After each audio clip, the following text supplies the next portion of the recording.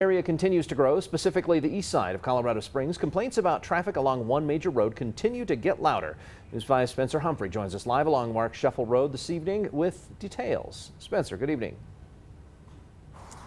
Yeah, well, Andy, every time I've brought our viewers a story about the changes our infrastructure needs to see, I always hear in response, what about Marksheffel Road? I want to see something done to Marksheffel Road. And lately, those calls from both citizens and even city leaders have grown loud. But the answer to that question is a bit more complicated.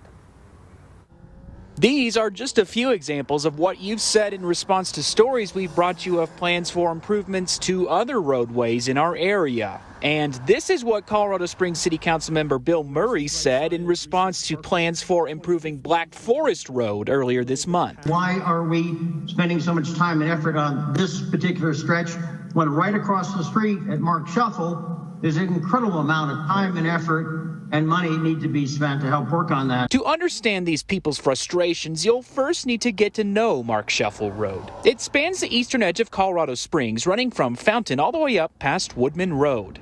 It's a road that was there long before the rapid development that's reshaping the area arrived. In 2017, a project widened parts of the road, but left maybe its busiest stretch untouched. So I just got on Marksheffel heading north from Constitution, and right here it's a nice 4-lane road, wide road, newly paved with a bike lane. As I head further, the road narrows back down into a 2-lane road with no shoulders. It's pretty bumpy, lots of potholes. It's really a patchwork quilt of a road. And when it comes to who oversees the road, that's a bit of a patchwork quilt too. You know, Marksheffel goes, it jumps in and out of jurisdictions. It goes county, city, county, city. But Colorado Springs Public Works Director Travis Easton says he has been in talks with the county about improvements. At the end of the day, you know, the citizens don't care who's, you know, whether it's in the city or county. We need to find a way to work together to make sure that we're meeting the needs of the citizens. And the answer to why Black Forest is getting improved before Marksheffel lies partly with the citizens. We committed to the voters that the money that we received in PPRTA is going to address, among others, this project. PPRTA 2, a ballot question approved by voters in 2012, provided funding for specifically listed road projects, including Black Forest. It's a voter-mandated project. So those funds have to be spent on Black Forest and Black Forest only.